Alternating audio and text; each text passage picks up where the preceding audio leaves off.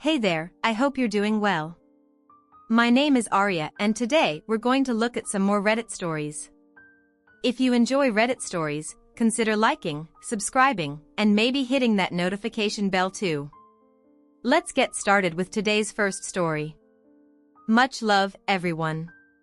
Today's first story comes from husband sends cheating wife a surprise box. What happened next will shock you. Sharon was upset, really mad, especially at me, her husband. I'm Frank Miller. How could I tell she was mad? Simple. While I was driving us back from a party thrown by her friends, and Hank Vanderlyn, she squeezed herself into the corner of the seat, trying to be as far from me as possible, while still in the car, and she had a frown. So deep.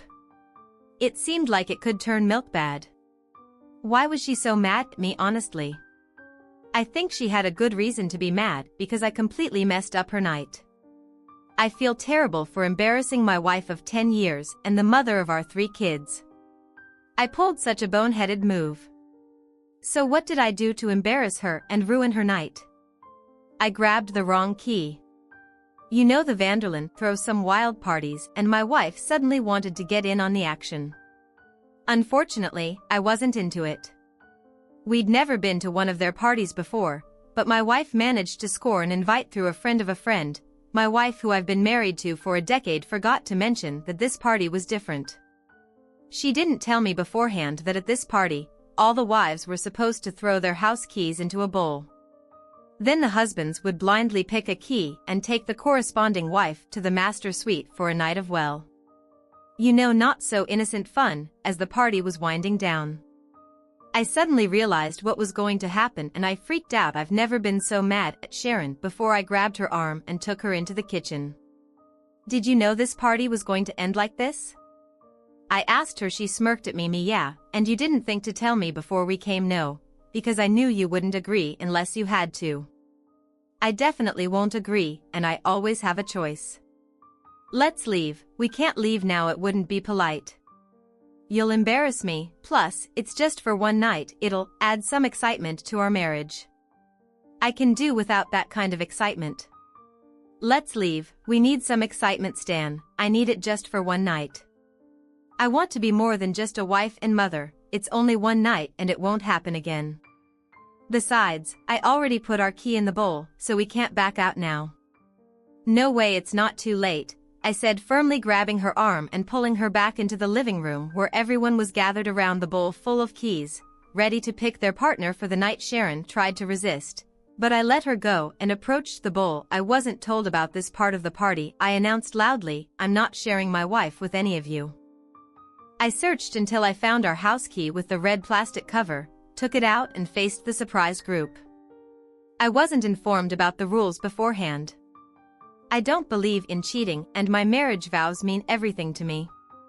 Some people grumbled and gave me angry looks, but I didn't care. I looked at my wife, who was furious. Sharon, you have a choice to make right now. Come with me and forget this craziness, or stay and never come home again. I'm leaving. All eyes turned to my wife, who was now red-faced with embarrassment. She hesitated for a moment, then spoke up. I'm sorry for my husband's behavior. I'd love to stay, but I better leave given the circumstances. And with anger and reluctance, she followed me out to the carew. Such a selfish jerk, she yelled at me. How could you embarrass me like that in front of everyone? We'll never get invited back there again. Embarrass you, Sharon? What about how you embarrassed me by not telling me about your plan to be with someone else tonight? Well, you were going to be with another wife, so we both would have had fun. I don't want to be with another woman, Sharon. I reserve that for you, and it's unsettling to hear after 10 years of marriage that you want to be with someone else. It would just be one time, Frank, out of all the nights we've spent together. It's just one night with someone else, after being a good wife for 10 years. Isn't that reasonable, actually, Sharon? It's not. I can't believe what I'm hearing, but this obviously means a lot to you. Doesn't it? Yes, Frank, it does. I've been looking forward to this for weeks. It's my chance to be more than just a wife and mother, to have an adventure, to be admired, and to have some fun with another man for a few hours. Do you mean your night with someone other than your husband? Well, that's a bit blunt, but yeah. That's a big part of it. Probably the biggest part. Yeah, I slammed on the brakes, did a U-turn in the street, and raced back to the Vanderlyn house. Sharon screamed when I turned around. What are you doing, Frank? If spending a night with another man means that much to you, Sharon, then go ahead and do it. I stopped in front of their house. It looked like all the other cars were still. There. Looks like you're not too late to join and get out, enjoy your night with some random guy. I hope he satisfies you in ways. I can't, Frank, it's just something new, an adventure. You're perfect for me, but you know I can't go in there alone. We both have to participate, each with a new partner. I already said I want no part of it. Sharon, I've never cheated on you and won't until we're not married anymore. What does that mean? It means exactly what I said. It's decision time for you, Sharon, so if you're going for it, go be with your cheating friends, they'll definitely welcome a beautiful woman like you into their little scheme. Even without her husband, Sharon reached for the door handle, then hesitated. I could tell she was thinking hard, her tone softened. Would you pick me up tomorrow morning, Frank? You know, from wherever I end up I'll call and let you know. It would mean a lot to me. Not a chance, but I'm sure your new guy will give you a ride after spending the night with you. You're making it sound so bad, Frank. He won't be my lover, just someone I'm having closeness with for one night. I love you, Frank, you're the only man for me. Let us know if you're excited about this story. Press A if you liked the video. Press B if not. Your comments really push me to find more stories that are positive and have meaning. Do you really believe that there's no way you could love me and do what you're planning? Let me get this straight. You just want someone new for intimacy, right? You want a new guy to impregnate you. That's harsh, Frank. You know I'm on birth control, so I won't get pregnant. It's just one night with someone new. It'll be thrilling. Ever wondered what it's like to be with someone new? Just a new experience with different feelings. Everything fresh, trust me, it'll spice things up for us. Enjoy your time with someone new, Sharon. I hope you realize what you're doing. It's only one night, Frank. That's not asking too much. Even a moment is too much. We have the rest of our lives together. We won't have anything together. If you go through with this, you're blowing this out of proportion. Frank, I won't let you ruin this night. For me, I just want a little time with someone new, and you're not going to stop me. I'm going through with it, and you need to accept it. Got it? Tomorrow morning. I'll be back and I'll make you forget all about this tomorrow. You'll be in the past. I won't desire you anymore after you've let another man have what I thought was mine alone. Now, you're being ridiculous. I belong to you and you'll still want me. I'll make sure of that, Sharon. Listen to me. If you go back into that house, we're done. Your one night will cost you your marriage and your family. No, Frank, it won't. We're married and we'll stay that way. We're meant to be together. I love you and I know you love me. We'll get through this. I promise I'll make it right. You're breaking my heart, Sharon. Don't be so dramatic. Think of it as sending me on an adventure. It's an adventure for you, but it's the end for us. Stop talking nonsense. Frank, I'll change your mind in the morning. And you know, how do you really think I'd touch you after you spent the night with someone else? You'll touch me, Frank, and much more. I'll make sure of it. God, I never realized how foolish you are. Get out. My words surprised her, but she opened the car door and started to step out. I'll see you tomorrow morning, Frank. I sadly shook my head inside. No, Sharon, you won't. And as soon as she pushed the door to close it, I hit the accelerator and spun away, leaving skid marks for half a block. I glanced at her in the rearview mirror. As I sped down the street, she looked completely shocked, standing there on the curb with her mouth open. She hadn't moved when I turned the corner and she disappeared from sight. I hoped she would call me right away, admitting she was wrong and asking me to come back for her, but she didn't. Oh, she probably thought I'd be upset for a couple of days. Then she could smooth things over by bringing me to bed. Well, she was completely wrong. My dad always said that if a woman was considering cheating, she'd already mentally crossed that line, and if a married woman was seriously contemplating it, she'd already broken her vows. It's okay to admire someone, but if she's plotting how to make it happen, she's already betrayed you as much as it hurts. She ended our marriage and it's time to move forward. The real tragedy is our three kids: 9-year-old Jocelyn, 8-year-old Rebecca, and 4-year-old Frank Jr. How could I imagine life without them every day? But I couldn't let Sharon's actions slide without consequences. The kids were with my mom for the weekend, giving me time to figure out my next steps. I drove around aimlessly for a while, still holding out hope that Sharon would call and ask me to pick her up, but it became clear that she'd made up her mind. I finally decided on a plan and drove home, just as I pulled into the driveway. My phone rang. I hoped it was Sharon asking me to come get her, but the caller ID showed it wasn't her. I answered anyway. There was loud music and laughter in the background, and a man spoke. "Hey Frank. It's Rick Wilson from the party. You left. Your wife gave me your number. She's hoping I can talk some sense into you. She's really excited about tonight and wants you to be a part of it too. You're a lucky guy. Every guy here hopes they'll get her key. She keeps saying someone's in for a memorable night. Come back and join us. There are some hot ladies here eager to have fun with you. Go to hell, Rick Wilson, you manipulative bastard, and screw everyone else at your party, including my cheating wife. I hope you all suffer horrible fates." I hung up and went inside. It took me less than 20 minutes to pack 2 suitcases with enough clothes for a week or two. I grabbed my laptop and shaving kit and loaded everything into the car. I searched for our wedding license, tore it into pieces, then smashed my wedding ring with a hammer. It took a few hits to flatten it, but once I did, I placed the pieces on Sharon's pillow, locked the door, and drove off into the night. I wanted to find a motel a few miles outside of town, but first I swung by the Vanderlyn place again. Some cars had already left the party, and a few people were outside chatting as they paired up for the night. I didn't see Sharon, so I figured she had either left with her new partner or was with Mr. Vanderlyn himself. The motel I found was in the next town over. It didn't look fancy, but it had parking in the back, which would keep my car out of sight if anyone happened to be looking for it. After securing the car, I bought a 6-pack of Newcastle from the convenience store next door and decided to watch some TV.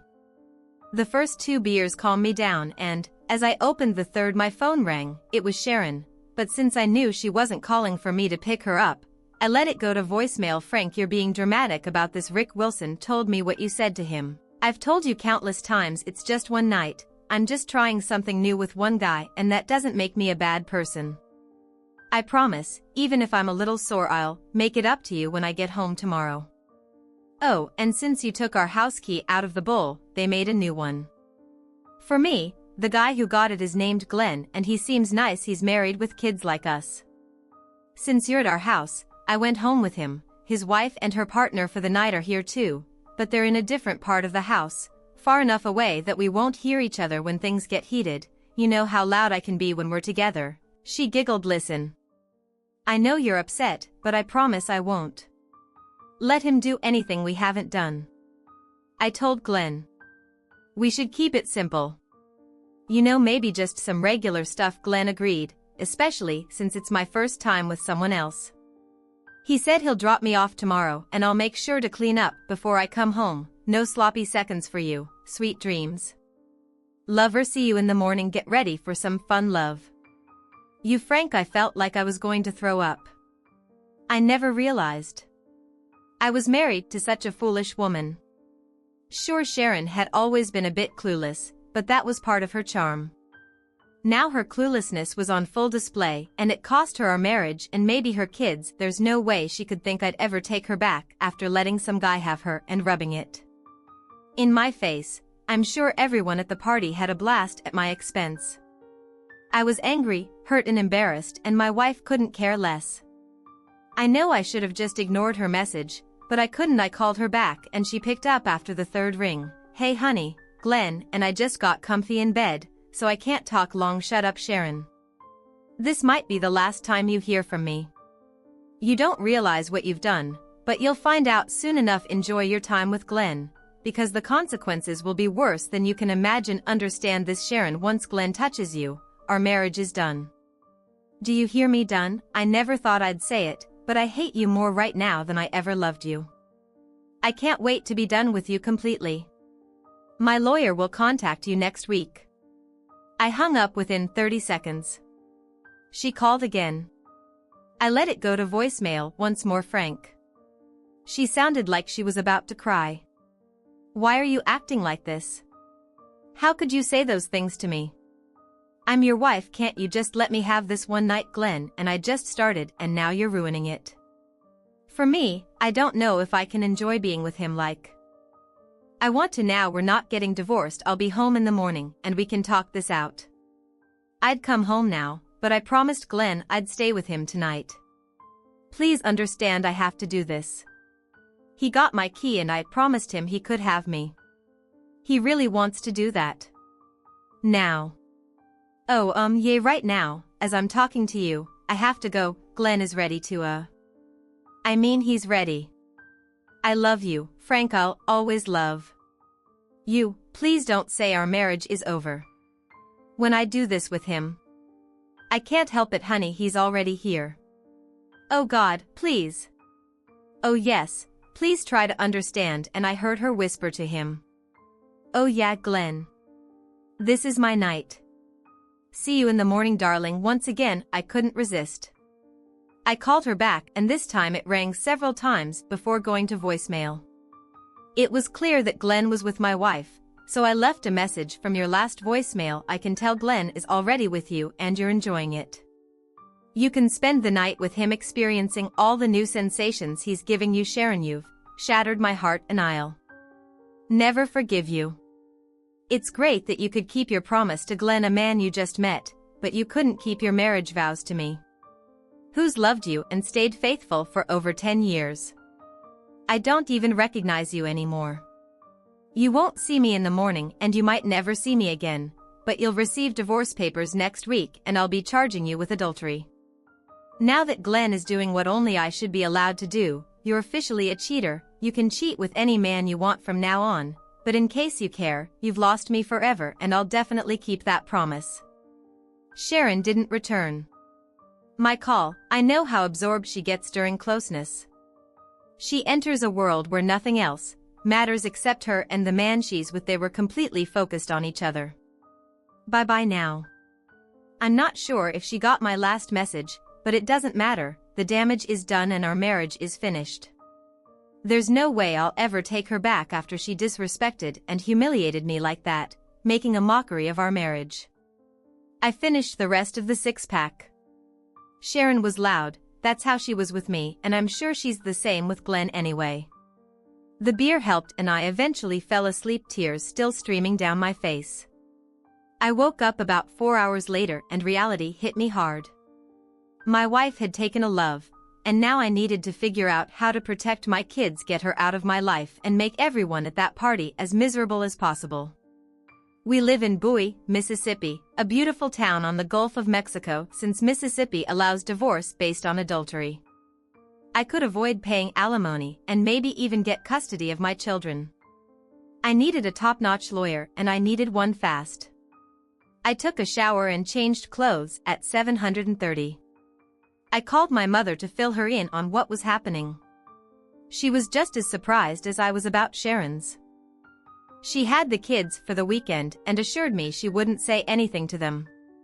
I told her I'd pick them up once I had a plan. I assumed Sharon would likely get custody, at least for now. It's hard to admit, but she's been a good mother and wife up until last night after I hung up with my mom. I went to the diner nearby for breakfast. As I was parking and heading towards the door, my phone rang. It was Sharon. I debated answering but decided against it, letting it go to voicemail. She didn't leave a message, though. Instead, she called back immediately, repeatedly, until she finally left a message. Sobbing, Frank, answer the damn phone, talk to me. What do you mean? I may never see you again, and what's all this talk about divorce papers? You can't leave me, Frank. We have 3 precious kids who need us both. Why did you tear up our marriage license and smash your wedding ring? I gave you that ring on our wedding day and you promised to wear it forever. It's a symbol of our eternal love. I knew you'd be a bit upset with me, but I never expected you to go this far, Frank. I love you deeply, but I really needed that special night with Glenn. It meant a lot to me. He made me feel alive and young again. I forgot how exhilarating it is to laugh and scream at the same time, but as incredible as last night was you're the only man. For me, Frank, I know how to make it up to you and ease your hurt feelings. Please come home, so I can show you how much I love you and make things right. She started crying and it was hard to make out her words. Frank. Why can't you see? I just needed one night with someone new to feel desired and wanted again. It felt amazing to know another man desired me and found me beautiful enough to want me. Please, Frank, try to understand. It was just a moment. Nothing more. Please talk to me. I love you. You and our kids mean everything to me. Her voice grew weaker. It was just act, Frank, oh God, we just had closeness, that's all Frank, we just did it, and she continued sobbing. Until the message ended, I stood outside the diner completely stunned. Had Sharon been harboring these feelings throughout our entire marriage, and now in her mid-30s, they suddenly surfaced? Sharon is still as beautiful as ever, standing at 55, weighing 130 pounds with dark blonde hair that falls to her shoulders and light blue eyes. She has a fantastic figure. Her breasts aren't too big or too small, and while her hips may be a bit wider after having 3 kids, she still turns heads wherever she goes. So what's this nonsense about needing to feel desired by another man? I've always shown her how much I love and desire her. I surprise her with flowers, take her out on dates at least once a week, and tell her every day how beautiful she is and how much I love her. Until last night, our bed life had been amazing, or so I thought. We made love at least 3 times a week, and I always made sure she had 1 or more peeks. What did I miss? I'd lost my appetite, but I went into the diner anyway. I found an empty table and ordered scrambled eggs, toast and black coffee. I barely touched my breakfast, but drank at least 6 cups of coffee. I'd never felt so lost, empty and devastated in my life. I'd heard people say they wished they were dead, and now I understood what they meant. The only thing keeping me going was the thought of my children. I had to live for them. I had to navigate through this living nightmare that Sharon had created and build a future for them. That thought alone filled me with determination. I would persevere. I just needed to figure out how. Sharon called my phone about 20 times that day, but I always let it go to voicemail. She pleaded with me to understand, but not once did she apologize for her actions. She never admitted to making a mistake. Instead, she insisted that she needed that one night and that it was my responsibility to support her. They only had closeness 3 times that night, and once more in the morning. She mentioned being worried that she hadn't turned her phone off in time, and I might have overheard them the first time right as Glenn did his job. She hoped I hadn't heard too much. She really knew how to hurt me deeply. I couldn't believe she could be so foolish. However, on the bright side, I now had solid audio evidence of her infidelity to use against her in court. While I wasn't sure if it would be sufficient, the recordings were very convincing and left no room for doubt.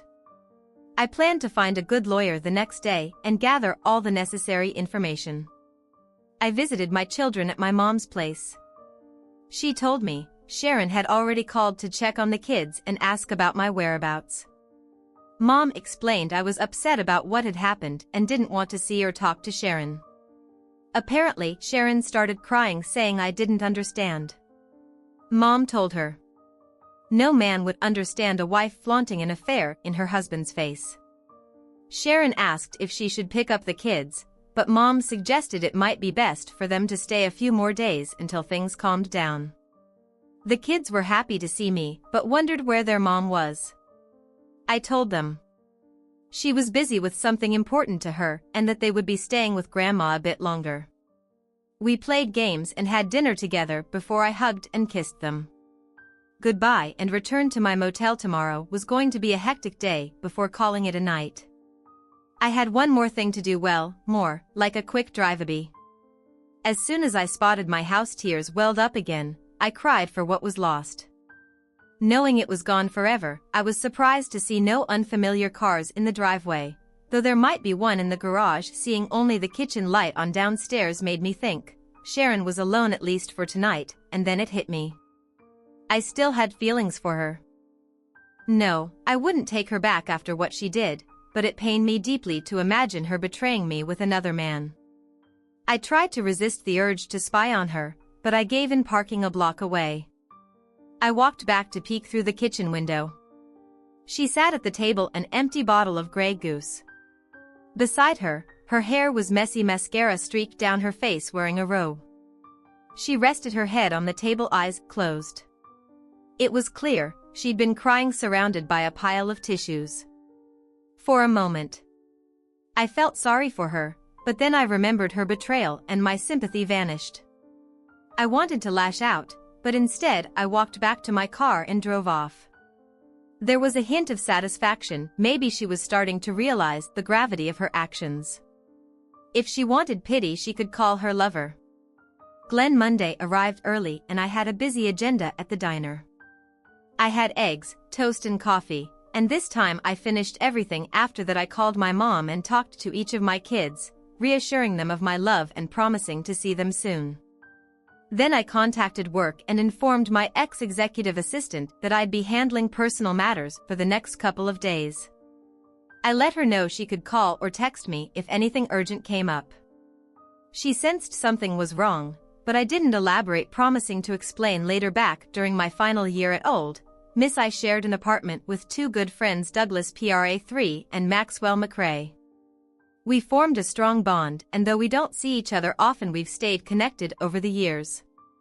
My major was in computer science, Doug studied business administration, and Max pursued a career in law. I called Doug first and asked if both of them could meet me for drinks around 5. I needed their advice on a serious matter, and Doug agreed to reach out to Max. We arranged to meet at the Lava Bar by the beach. I arrived early, and shortly after 5, Max arrived, followed by Doug. 10 minutes later we greeted each other warmly and found a table on the patio, ordering drinks and raising a toast. "What going on, Frank?" Doug inquired. "Your call sounded serious." Sharon Che on me and made sure I knew about it.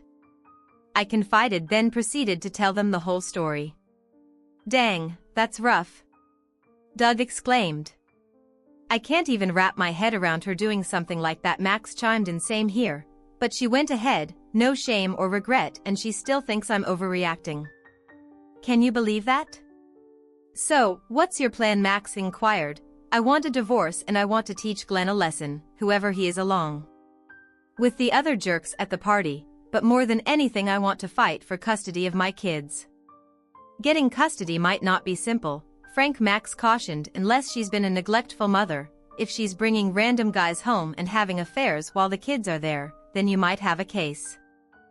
Otherwise, if she's generally a good mom, she'll likely get custody and you'll be on the hook for child support. I can handle that as long as I can still spend time with them whenever I want," I replied. "That's feasible." Max nodded. "The courts usually prefer both parents involved in raising the kids if they're both fit parents." "What about finances?" Doug asked. "Sharon stays home with the kids and you're likely making a good 6-figure salary. What's in your accounts? Checking savings, investments, 401ks, IAS. I've got all of that, and when you add it up, it's probably around 700 or 800 grand, maybe a bit more. The court will likely split that evenly, give Shar in the house in custody, but if you can prove she cheated, which seems like you've got a good case, you might not have to pay alimony," Max explained. "Do you happen to know a really good divorce lawyer?" As a matter of fact, one of the partners at my firm is one of the top family law attorneys in Mississippi. Her name is Maddie Simmons. "Want me to set up a meeting for you?" "Absolutely, the sooner the better." In the meantime, Doug suggested, "I'll see what I can do to safeguard some of your finances. Send me all the details on every dollar you've got and I'll start working on it." We raised our glasses once more, had a couple more drinks, and bid each other good night. Suddenly I felt better than I had since this whole ordeal began. As I drove back to my motel, my mind racing with all the tasks ahead. My phone rang. It was Sharon. After a brief hesitation, I pulled over to answer. "What up, Sharon?" I asked, getting straight to the point. "What do you think I want, Frank?" I want my husband back home where he belongs. I could hear the tears in her voice. Well, unfortunately, for you, your little escapade with Glenn makes it impossible for me to ever come back home again, I replied firmly. She burst into tears. Don't say that, Frank, don't you dare? It was just one night away from you after 10 years, and that's not enough for a divorce. Think again. Adultery is definitely grounds for divorce in Mississippi. Why do you keep calling it adultery? It was just one night with someone new. Just a fling. When a married woman sleeps with someone new, whether it's for a night or a second, it's adultery. I warned you the moment Glenn got with you and I meant every word. Oh God. Please, Frank. You can't do this to me. You brought this upon yourself, Sharon. What happened to you? Are you on pills? Did you have a mental breakdown, or are you just unbelievably foolish? It seems like you were so fixated on the idea of being with another man that you didn't care about our kids or what I wanted. You just had to do it. Well, you did, and now you have to face the consequences.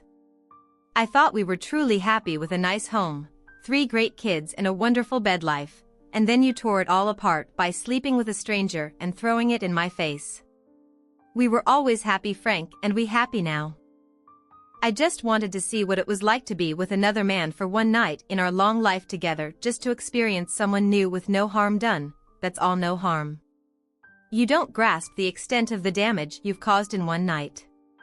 You've completely shattered our family due to your selfishness. You've torn our lives apart, leaving them in irreparable pieces. First off, Sharon, you've broken my heart, showing blatant disregard for my feelings. Remember me, your husband, the one who has loved you unconditionally. Since the day we met, the man who works tirelessly every day to provide the life you desire for you and the kids, you betrayed me to be with a stranger, disregarding the vows we made a decade ago. You pledged your body to me in front of our families, friends, and before God, yet last night you made it clear that you would do as you pleased, regardless of my pleas.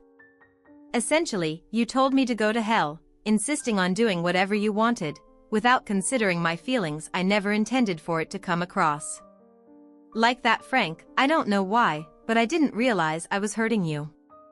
I just wanted to try something new. I love you. It wasn't about you. It was something I felt I needed, and that's where you went wrong. You disregarded your husband entirely. Your night with Glenn was solely about you and him, with no regard for me or our children. I felt I deserved a special night just for myself. Well, congratulations, Your Majesty. You got your special night, but it cost you your marriage to me and probably damaged your reputation with family and friends. Maybe someday I'll forgive, but I'll never forget, and I'll make sure everyone knows what you've done. You called me a big baby for being upset about your adultery. Let's see how you handle it when everyone hears you admit to letting Glenn have you 4 times while you both pleasured each other? Twice. Oh no, Frank. Please. You can't do that. My parents would be devastated. Sorry, Sharon.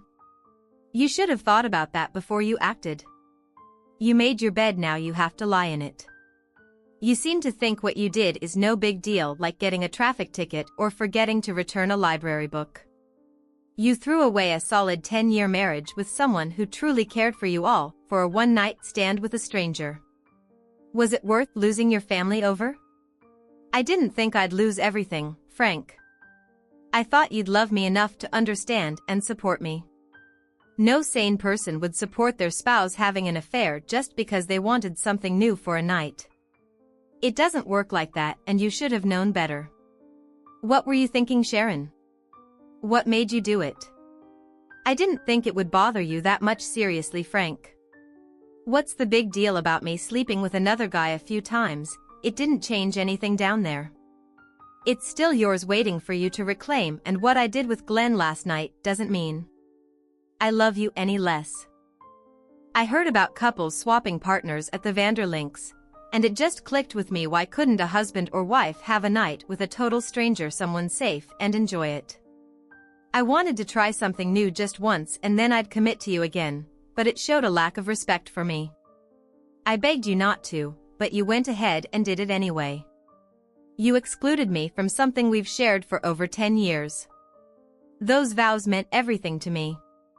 The connection between us brought 3 wonderful children into our lives, who love us both. We were a family committed solely to each other, but now you've shared the part of you that made those kids with someone else, and for what a fleeting thrill a one-night fling. You call it a single event I should move on from. But to me it's a complete betrayal of our family, our promises, and any respect you once had for me. You wanted someone else and you got it, but in doing so, Sharon, you tossed away everything we held dear. Part of me still cares, but I can't be with you anymore. Why are you being so stubborn, Frank? Can't you see, it was just something I needed? Nothing's changed between us, everything's different, Sharon. You're not mine alone anymore. I begged you not to do this. I can't just forgive and forget you betrayed me, and that's a wound that won't heal. I'm getting a lawyer and filing for divorce tomorrow, citing your adultery. I'll name Glenn and everyone else involved, and imagine the fallout when your friends find out you're responsible for their social circle falling apart. Go to hell, Sharon, and take your flings with you. As soon as I stepped into Maddie Simmons Esquire's office, I felt like I had finally found the right lawyer to guide me through the mess my life had become. She was direct and no nonsense, wasting no time in getting to the heart of the matter. She wanted to know why I was seeking a divorce and what I hoped to achieve from it. I explained that I expected to divide my assets with Sharon, possibly giving her our home in exchange for less cash.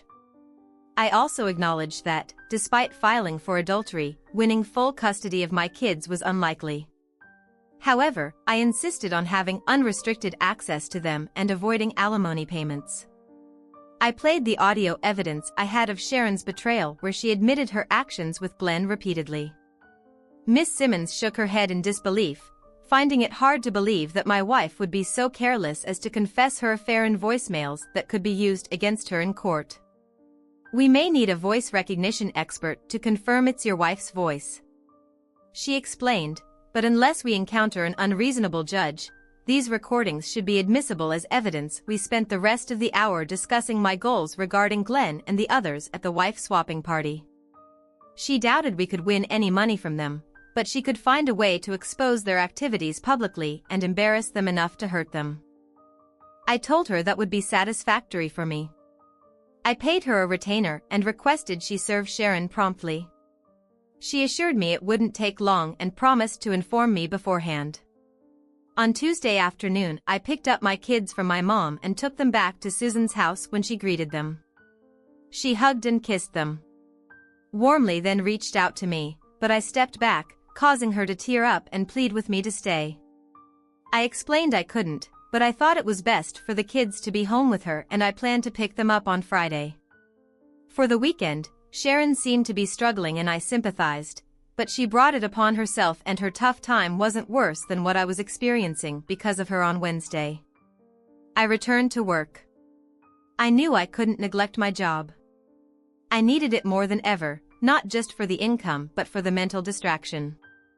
If I dwelled too much on the pain and self-pity from Sharon's betrayal, I feared I'd lose my sanity, something I couldn't allow for the sake of my kids. On Thursday, I met Doug and Max again, this time for dinner at the Half-Shell Oyster House, where I loved their charbroiled hand, shucked oysters and dirty martinis during our meal. I updated them on my kids in the divorce proceedings. Doug had looked into ways to protect some of my money and I authorized him to proceed. It might not be much, but it would be helpful in the long term. Together, we brainstormed a simple plan to stir up trouble in the Wife Swap Club without risking legal trouble. Max had a friend who worked as a reporter for the Beloit Sun Herald newspaper. He believed that if I provided him with the Vanderlyn address and the times the wife-swapping group met, he could uncover the names of some participants. He suggested writing an editorial, revealing that wife-swapping was more prevalent in Bowie than people realized by hinting at certain business owners' involvement without explicitly naming them and getting photos of couples entering and leaving meetings. We could create enough controversy to cause problems for the group. I shared the limited information I had with Max and he agreed to start investigating with that plan in motion. We said our goodbyes until next time. My weekend with the kids was fantastic.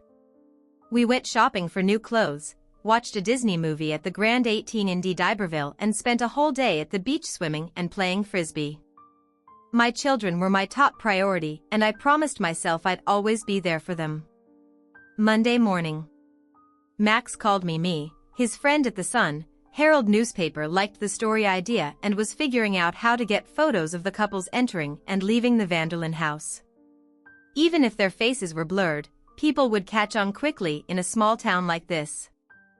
If everything worked out, it could make headlines by the end of the week. I kept my fingers crossed. Sharon kept calling, begging me to come back home, promising she'd do anything to make things right, but she never once apologized or admitted her mistake. On Wednesday, my lawyer informed me that Sharon would be served at our home for Friday morning. Then Doug told me he found a way to protect about a third of my money by putting it in my kids' names.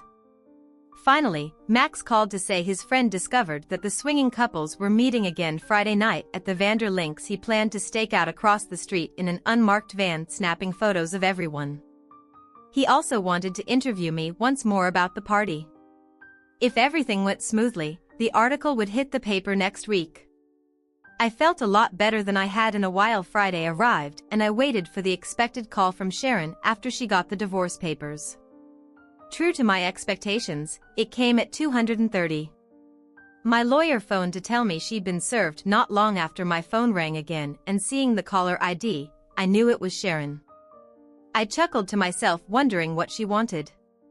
Initially, I considered letting it go to voicemail, but I changed my mind. "Hey Sharon. What's going on?" I answered. "What on earth did you do, Frank?" Her tone was far from friendly. "I filed for divorce." "Just like I said I would," I replied, "and I told you there wouldn't be a divorce, and you filed for adultery spending. One night with another man isn't adultery, Frank." "I have to disagree with you there, Sharon. I have to disagree with you. There, Sharon, according to Mississippi law, having closeness with someone other than your spouse is considered adultery, and Glenn definitely had it with you." Tears welled up in her eyes. "Why are you being so cruel, Frank? I love you. All Glenn did was have closeness with me. A few times it was just a fling." "Oh, my mistake, Sharon. I must have misunderstood that having closeness outside of marriage isn't adultery. How could I have gotten that wrong?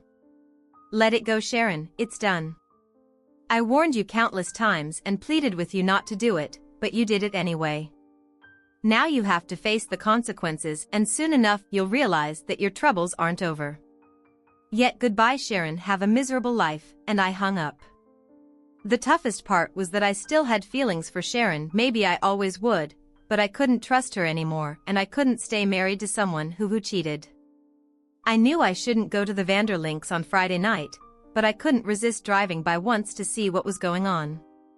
I also wanted to check if Sharon's car was there, even though I doubted she'd attend the party this time. Her car wasn't there, but she could have gone with someone else.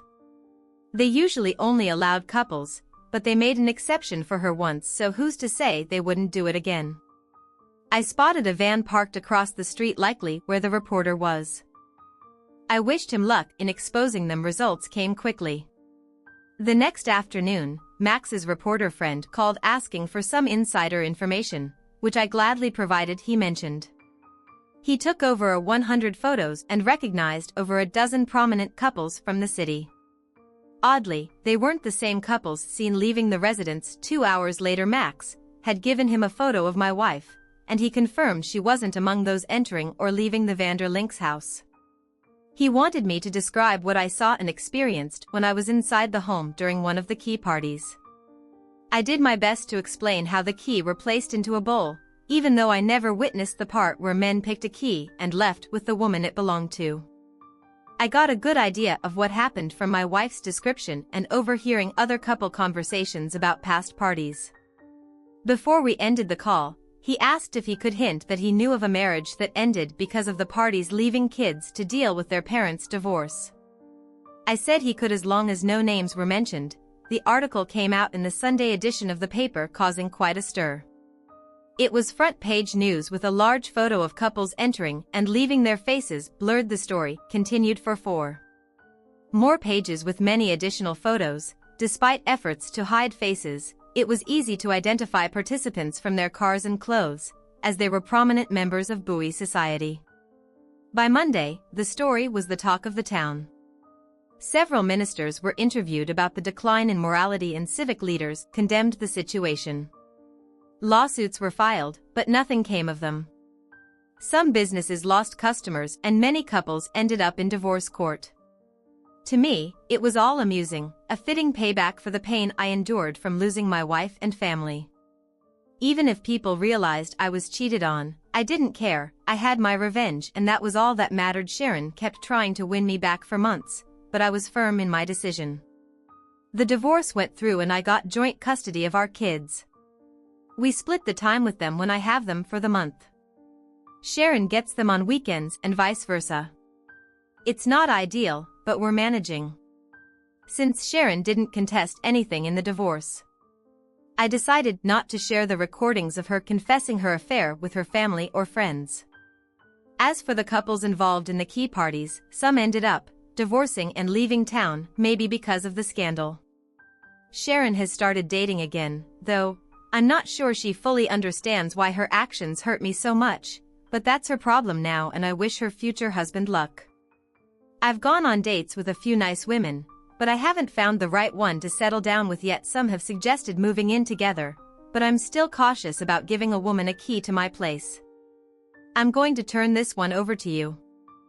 What do you make of this situation? Share your thoughts in the comments below, and as always, a huge thank you from the bottom of my heart for getting involved in today's stories. Your love, support, and time mean the world to me.